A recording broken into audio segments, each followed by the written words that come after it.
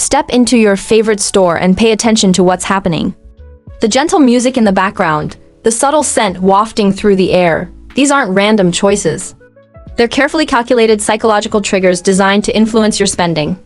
Today, I'm going to reveal how retailers use priming effect, the invisible force that shapes your purchasing decisions before you've even realized it's happened. Have you ever noticed how you spend more time browsing when slow, relaxing music plays in a store? That's not coincidental. Research shows that slower tempos can reduce your walking pace by up to 30%, keeping you in the store longer. The longer you stay, the more you're likely to buy. One landmark study found that when classical music played in a wine store, customers didn't just buy more, they bought more expensive bottles compared to when pop music played. Our brains form powerful connections between music and emotions. Luxury boutiques use classical music to prime feelings of sophistication and exclusivity, making you more comfortable with premium pricing. Fast food restaurants, by contrast, often play upbeat, quick-tempo music that subtly encourages you to eat faster and leave, increasing customer turnover. But music is just the beginning. Scent might be the most powerful priming tool of all. Our olfactory system has a direct connection to the limbic system, the emotional center of our brain, bypassing the rational thought process entirely. This is why the smell of fresh-baked cookies can transport you instantly to childhood memories of your grandmother's kitchen.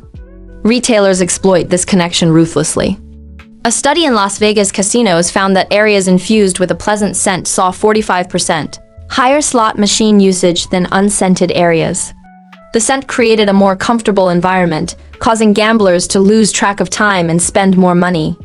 Clothing stores often use specific fragrances to reinforce their brand identity. Abercrombie & Fitch became famous for pumping their signature scent through store ventilation systems, so potent you could smell it from outside the entrance. The scent became inseparable from the brand experience, priming shoppers to associate certain emotions with their products. Even seemingly straightforward scents have surprising effects. The smell of vanilla increases time spent in bookstores. Citrus scents make shoppers linger longer in home goods sections.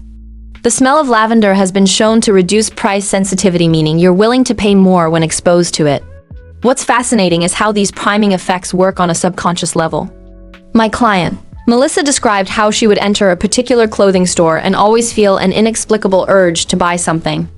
When we analyzed her experience, she realized it wasn't the clothes themselves that drew her in, it was the store's signature scent that triggered feelings of confidence and success. Temperature and lighting work as primers too. Studies show that people make more emotional purchases in warm environments and more practical ones in cooler settings. This is why electronics stores tend to be cooler while clothing boutiques are often warmer. The temperature literally primes different types of decision-making. Color psychology plays a major role as well.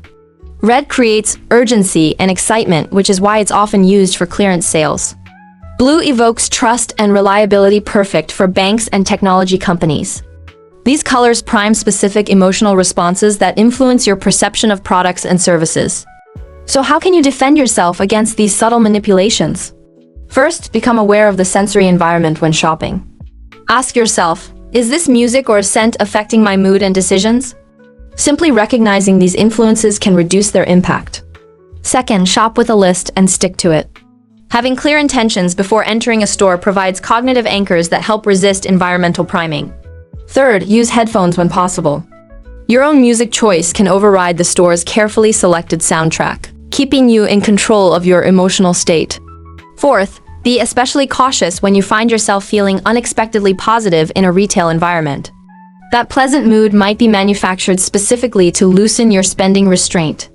Finally, consider shopping online for important purchases. While digital retailers have their own priming tactics, you're at least free from the sensory manipulation of physical stores. There's nothing inherently wrong with businesses creating pleasant environments. The problem arises when these sensory elements are deliberately designed to bypass your rational decision-making process. Next time you're shopping and suddenly feel an urge to buy something you hadn't planned, take a moment. Ask yourself if that impulse came from genuine need, or if it was primed by the music playing overhead or the scent in the air. By understanding these subtle influences, you regain control over your purchasing decisions. True consumer power comes not just from having choices, but from understanding how those choices are being shaped and manipulated.